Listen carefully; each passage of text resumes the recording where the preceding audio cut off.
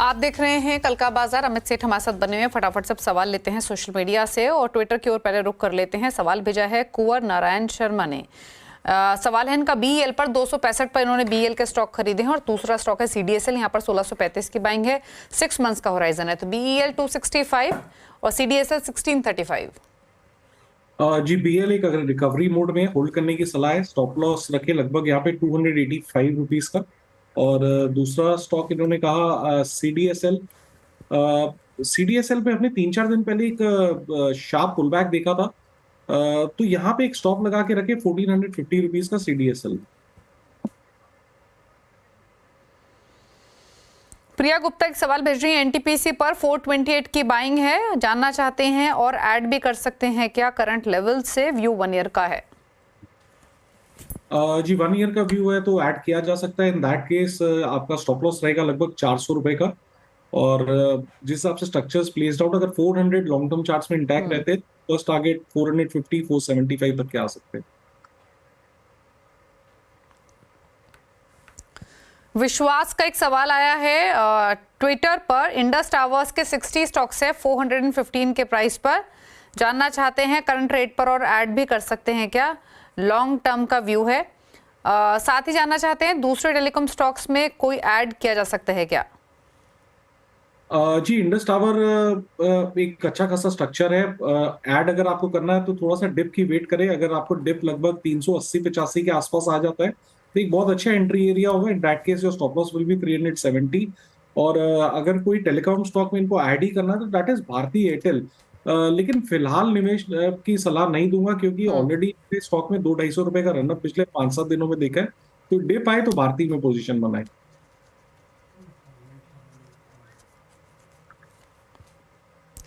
कन्हैया सिंह का सवाल है एलएनटीआई माइंट्री पर 5100 रुपए की खरीदारी है, 150 क्वांटिटी है, लॉन्ग टर्म व्यू है। जी होल्ड करने की सलाह है। यहाँ पे स्टॉप लॉस आप लगभग रखें 6100 रुपीज का।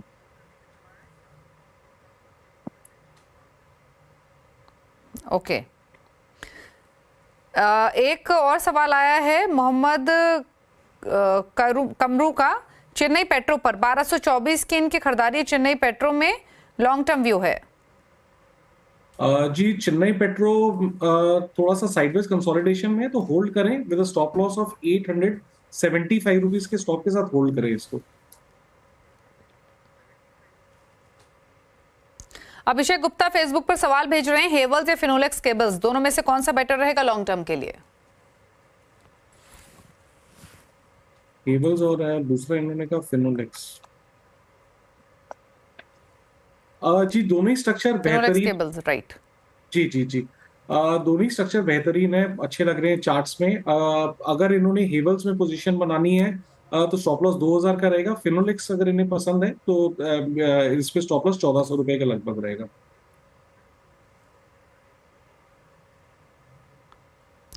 सुमित गोयल सवाल भेज रहे हैं एसआरएफ पर 2135 की बाइंग है एसआरएफ में।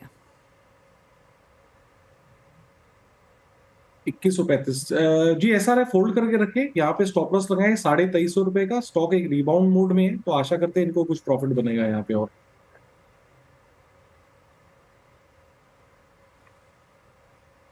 ओके, कुछ और स्टॉक्स ले लेते हैं। और एक आकाश ने सवाल भेजा है टाटा टेक्नोलॉजी पर 1097 की बाइंग है और 1 ईयर का व्यू है। जी टाटा टेक्नोलॉजी में कोई बाउंस आए तो निकलने की सलाह है क्योंकि ये फिलहाल स्टॉक कुछ कर नहीं रहा, एक बेस बनाने की कोशिश कर रहा है। तो टाटा टेक्नोलॉजी से निकल के अगर दूसरे आईटी शेयर्स में जाए तो ज्यादा बेटर रहेगा।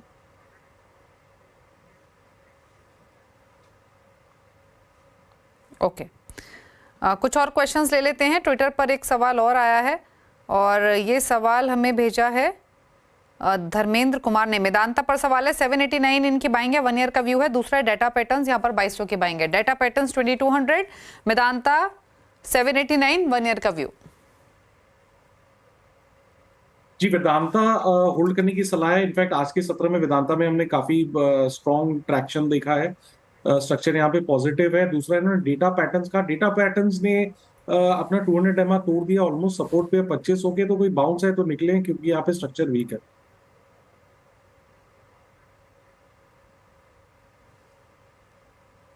ओके। भार्गव मेहता एक सवाल भेज रहे हैं, डीसीबी बैंक पर 500 शेयर्स हैं इनके पास, 157 के भाव पर 6 से 9 महीने का व्यू है। जी होल्ड करें विद स्टॉप लॉस ऑफ रफली 119 रुपीज के स्टॉप के साथ होल्ड करें। स्टॉक एक अच्छे खासे सपोर्ट पे है।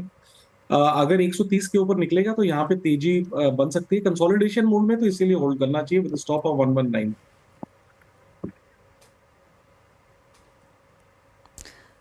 अजय ओझा का सवाल है, एंजल वन पर 2563 की बाइंग है, दूसरा कंटेनर कॉर्प यहाँ पर 996 की बाइंग है।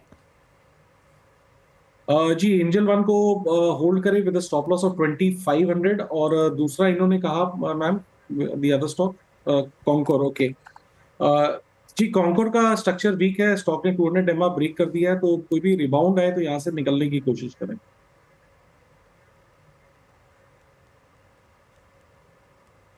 ओके चलिए, तो ये सजेशन रहा आपकी दोनों होल्डिंग्स पर, एग्जिट करने की सलाह कंटेनर कॉर्प से उछाल पर। सवाल तो इतने लेंगे अमित, कोई क्लोजिंग कमेंट आपकी तरफ से? जितने भी स्टॉक्स डिस्कस हुए हैं इनमें कोई मेरी ट्रेडिंग पोजीशन नहीं है।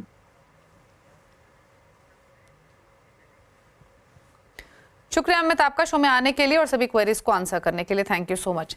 इसी के साथ कल का बाजार में तो इतना ही। ब्रेक के उस पार भी खबरें जारी है CNBC आवाज पर। नमस्कार।